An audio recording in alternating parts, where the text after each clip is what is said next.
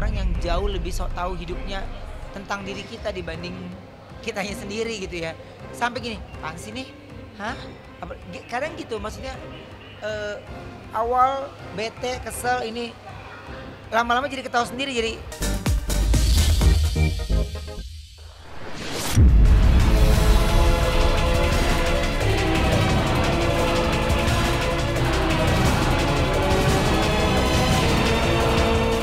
Pemirsa Silat RCTI, ragam berita heboh dan panas berujung viral kembali mewarnai media sosial.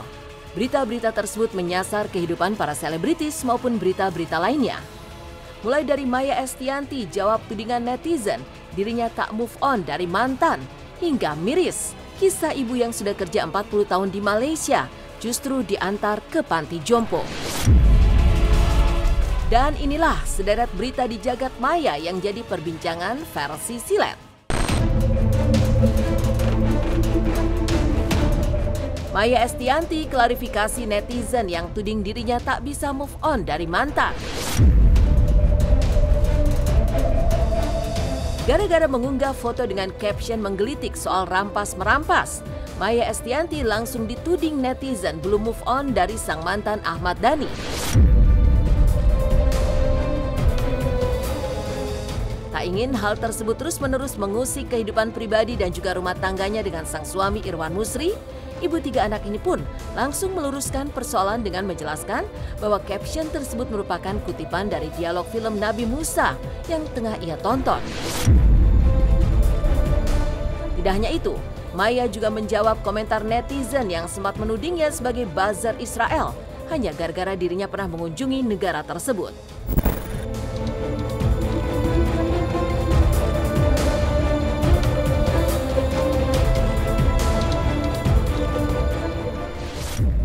Captionnya kayak gini, manusia bisa menghancurkan karirmu, mengambil hartamu, mengambil anakmu, rumahmu, dan kemerdekaanmu. Tapi satu hal yang tidak bisa dihancurkan, imanmu kepada Allah.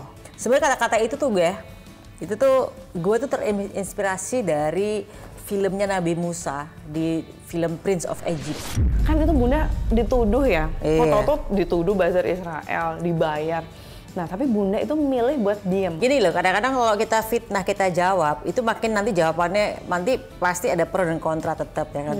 Namanya fitnah kalau bukan kewajiban kita untuk menjawab sebuah fitnah ya kan. Ngapain malah keasikan? Harusnya kan kita bahagia ya kalau kita difitnah, dosa kita diambil ya gitu kan. Oh iya benar juga. Ya kan, makin difitnah, alhamdulillah dosa kita makin habis ya kan. Aku tuh jarang banget nanggepin segala sesuatu yang ibaratnya orang mau fitnah, sakarepmu aja, aku gak apa-apa. Kalau kalian happy, monggo. Kalaupun misalnya ada orang yang makin ngebully aku gara-gara kemakan fitnah orang, wah aku makin senang. Dosa gue hilang satu lagi, alhamdulillah. Toh aku gak, alhamdulillah aku dikasih sifat cuek ya, jadi gak terlalu baperan orangnya gitu.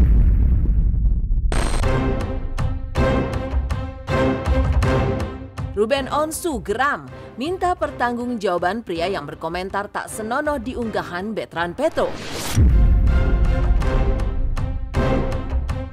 Keluarga Ruben Onsu lagi-lagi menjadi sasaran serangan para haters. Kali ini dalam bentuk komentar tak senonoh terkait sang putra Betran Petro. Ruben pun tak tinggal diam dan langsung menciduk akun tersebut dengan mengetag sang pemilik akun yang diduga merupakan seorang pria. Ya, ayah 3 anak ini meminta pria tersebut bertanggung jawab atas komentarnya, seraya mengunggah tangkapan layar salah satu postingan dari akun pria tersebut yang kini sudah digembok. Tidak hanya itu, Ruben pun menantang sekaligus mengultimatum dirinya siap menempuh jalur hukum jika sang pemilik akun itu tak kunjung memberikan jawabannya.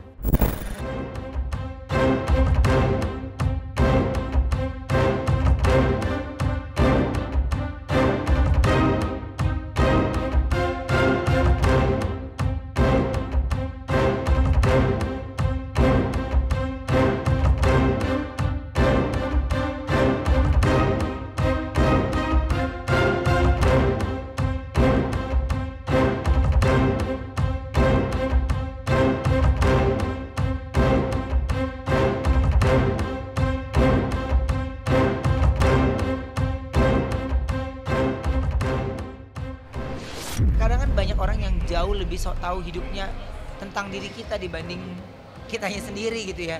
Sampai gini, apaan sih nih? Hah? Kadang gitu, maksudnya awal bete, kesel, ini lama-lama jadi ketawa sendiri, jadi ya gesrek. Gimana sih orang kalau aku sih cuman nggak lo nggak jadi prioritas buat gue gitu. Pokoknya kalau lo jadi prioritas buat gue, kalau udah gue serius nih nangkepin ya, nggak boleh kendor lo gitu ya. Nggak boleh ujung-ujungnya minta maaf, gue nggak mau deh gitu. Capek ntar maaf-maafan mulu gitu. Aku tuh kerjaannya tuh bener-bener kalau baca komen tuh cuma sekilas, jadi rada jarang. Kerjaannya main game ya. Main game, terus ngurusin anak-anak, terus nggak mau pusing sih.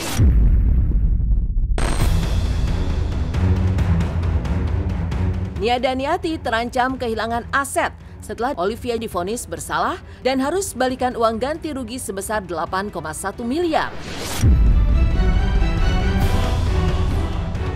Kasus penipuan CPNS bodong Olivia Natania akhirnya menyeret sang suami Rafli serta sang ibunda Nia Daniati. Ya, Olivia, Nia, dan juga Rafli diminta untuk membayar ganti rugi kepada para korban sebesar 8,1 miliar rupiah. Tidak hanya itu, Olivia juga dijatuhi pidana penjara selama 3 tahun.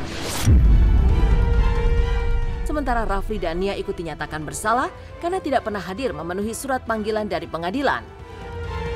Apabila pihak tergugat tidak mampu membayar ganti rugi, maka aset mereka terancam disita. Pihak tergugat pun diberi waktu selama 14 hari untuk menanggapi tuntutan tersebut. Ya, pada pokoknya gugatan saudara dikabulkan kecuali berkaitan dengan putusan sementara. Terhadap putusan ini, para pihak mempunyai hak sesuai dengan peraturan undang-undangan. Perkara nomor 762 PDTG 2022 Pengadilan Negeri Jakarta Selatan dinyatakan selesai dan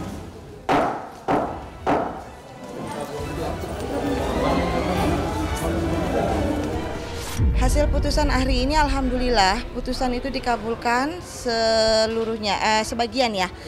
Untuk poin nomor 4 memang dalam tidak keadaan mendesak makanya tidak bisa dikabulkan untuk pelaksanaan putusan secara langsung tanpa menunggu upaya hukum selanjutnya itu tidak bisa tidak bisa diterima dulu. Tapi untuk jumlah gugatan yang kita ajukan alhamdulillah itu semua dikabulkan sebesar 8,1 M kurang lebih.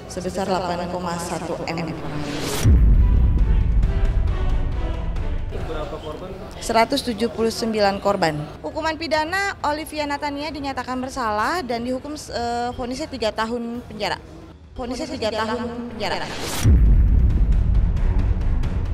Tapi sebagai manusia tentunya saya harus semangat dan menyemangati anak. Apapun keadaannya, bagaimanapun situasinya, masalahnya tentunya saya terus akan berada di belakang anak saya.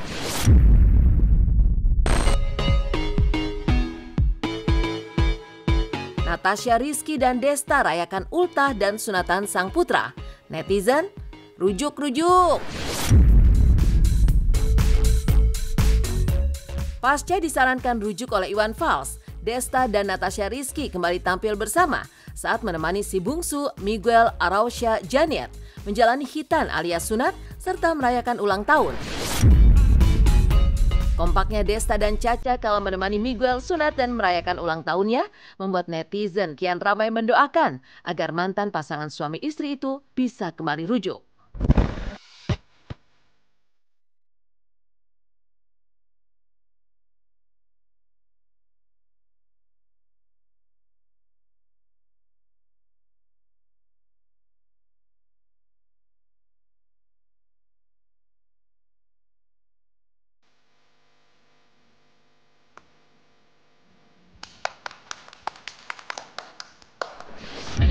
Ya pokoknya apapun itu, aku udah tahu banget nih ya ujungnya.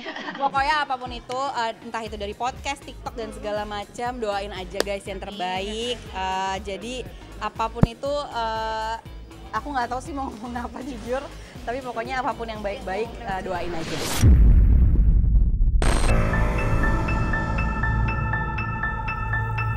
Video potongan dari podcast terbaru Denny Sumargo menjadi perbincangan setelah terlihat kejadian janggal, yakni botol milik bintang tamu bergerak sendiri. Baru-baru ini Denny Sumargo mengundang Aini, bumil yang tengah viral lantaran ngidam hal-hal aneh selama masa kehamilannya untuk menjadi narasumber di podcastnya. Dan kejadian aneh pun tersaji lantaran di tengah-tengah perbincangan, tiba-tiba saja botol minuman di samping Aini bergerak sendiri. Benarkah ada kekuatan gaib yang ikut nimbrung di tengah-tengah perbincangan berbau mistis yang dilakukan Densu dan Aini?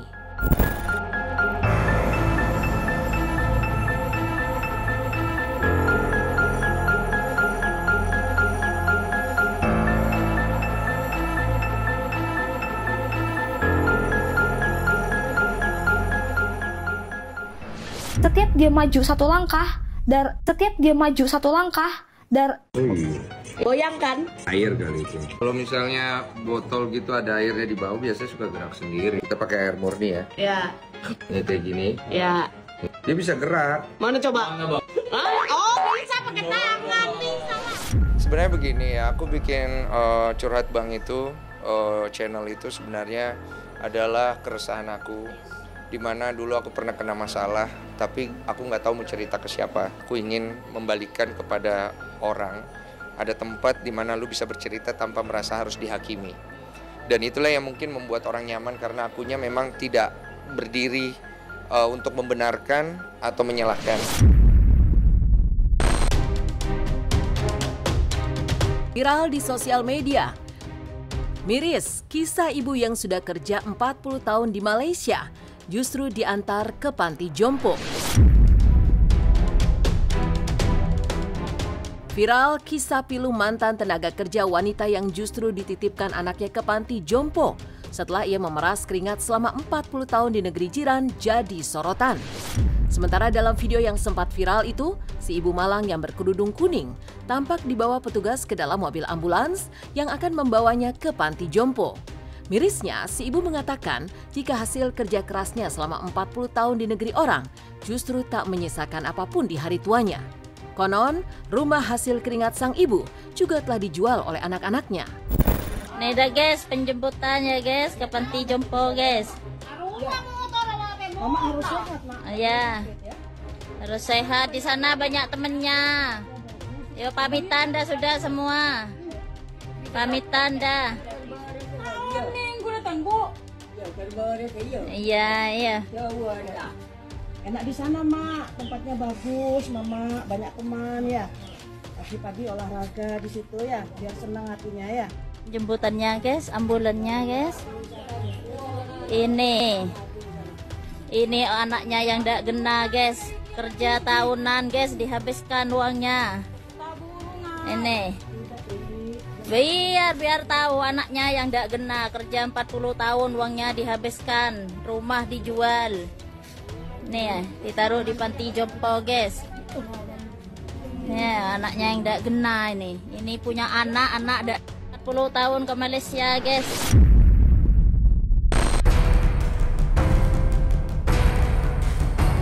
Heboh, ribuan ton ikan sarden mati dan terdampar di pantai Jepang. Viral di sosial media, ribuan ton ikan sarden dan makarel mati terdampar di pantai Jepang Utara, atau tepatnya di sekitar pelabuhan perikanan Toi di Hakodate Selatan, Pulau Hokkaido. Ribuan ton ikan mati itu bahkan menutupi garis pantai sepanjang sekitar 1,5 kilometer. Pemerintah setempat pun tengah menyelidiki penyebab kematian massal ikan tersebut, seraya mencari solusi untuk memindahkan bangkai-bangkai ikan tersebut. Pemerintah di sana mengimbau masyarakat untuk tidak mengonsumsi jenis ikan mati itu.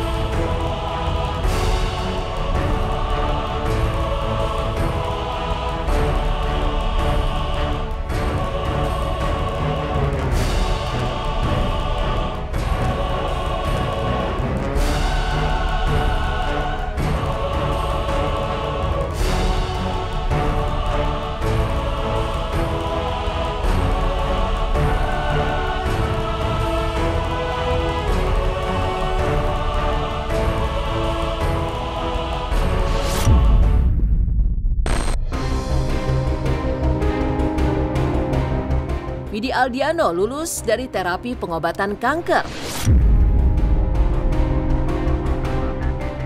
Sederet berita di jagat maya yang jadi perbincangan versi silet ditutup oleh kabar menggembirakan yang datang dari Vidi Aldiano. Ya, pelantun tembang status palsu itu mengabarkan jika ia telah lulus dari terapi Spa Day sebagai salah satu alternatif pengobatan kanker ginjal yang diidapnya. Lewat akun media sosialnya, Vidi memamerkan senyum sumringahnya sekaligus mengungkapkan rasa terima kasih kepada tim medis yang selama ini tak pernah bosan memberikan semangat buatnya sehingga ia telah berhasil melakukan terapi walaupun hasilnya harus tunggu 2 bulan. Guys, semuanya makasih ya. Terima kasih. Thank you. Semoga tidak bertemu lagi. Ya, ketemunya di luar, nggak ketemu di ruangan ini lagi. Makasih. Aduh kasur. Ini kasur aku, dadah kamu sayang, bye-bye, semoga nggak ketemu lagi. Memang ada beberapa hal terkait dengan proses pengobatan untuk kanker. Salah satunya ada kemoterapi dan juga saat ini yang lagi banyak dikembangkan adalah dengan terapi radiasi. Nah, radiasi ini yang ditujukan untuk bisa mengecilkan atau menghilangkan kanker tersebut. Nah, memang alat-alatnya belum banyak di beberapa wilayah ya, baru ada di beberapa kota saja, dan alat-alat ini ya cukup bagus untuk menunjang salah satunya yaitu proses radiasi untuk kanker. Bagaimana efektivitasnya? Saya rasa saat ini menjadi rujukan ya untuk terapi kanker ya. Plus minusnya saya rasa sama saja, setiap proses dalam terapi itu ada efek sampingnya ya. Mungkin efek samping dari terapi radiasi ini ya pasti rasa yang tidak enak atau mungkin dari gangguan atau ketidaknyamanan juga prosesnya ya. Dan nanti pasca radiasi juga pasti tergantung nanti setiap orang akan mengeluhkan beberapa hal ya, aspek sama dengan selama proses pengobatan kanker ini ya.